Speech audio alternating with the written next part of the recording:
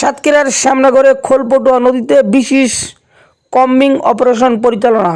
শ্যামনগর উপজেলা মৎস্য অফিসের আয়োজনে মৎস্য সম্পদ সুরক্ষায় বৃহস্পতিবার 1 জানুয়ারি 2026 সুন্দরবন সংলগ্ন খোলপটুয়া নদীতে বিশেষ কম্বিং অপারেশন পরিচালনা করা হয়।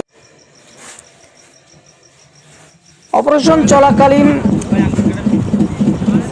অবৈধ চরপাটা 1200 মিটার এবং 5টি বেহেন্দি জাল সহ একজনকে আটক করা হয়।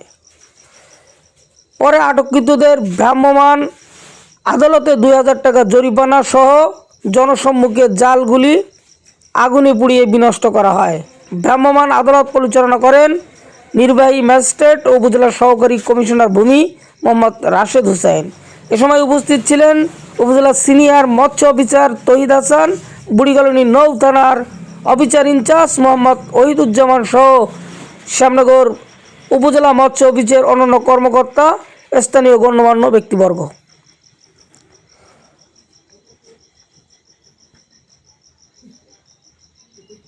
এ বিষয়ে শ্যামনগর উপজেলা সিনিয়র মৎস্য কর্মকর্তা জনাব তহিদ হাসান যেটি জানালেন।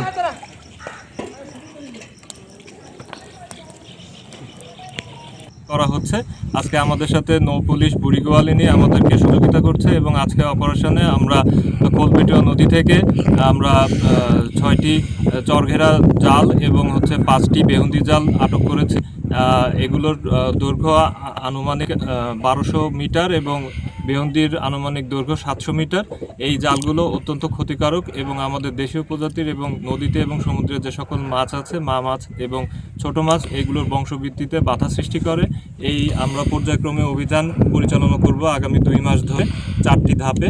এর ফলে দেখা যাবে আমাদের যে নদীতে এবং প্রাকৃতিক জলাশয়ে আমাদের দেশীয় মাছের প্রজাতি অনেক বৃদ্ধি পাবে, ফলে মৎস্য সম্পদ আরও বেশি সমৃদ্ধ হবে। এই অভিযান আমাদের অব্যাহত থাকবে। উপজেলা প্রশাসন, নৌ পুলিশ, কোস্টগার্ড, নৌবাহিনী এবং মৎস্য অধিদপ্তরের যৌথভাবে এই কম্বিং অপারেশন পরিচালনা করা হচ্ছে এবং এই অভিযান অব্যাহত থাকবে। এন্টার টিভি নিউজ, সাতক্ষীরা থেকে সাহেব রেজা।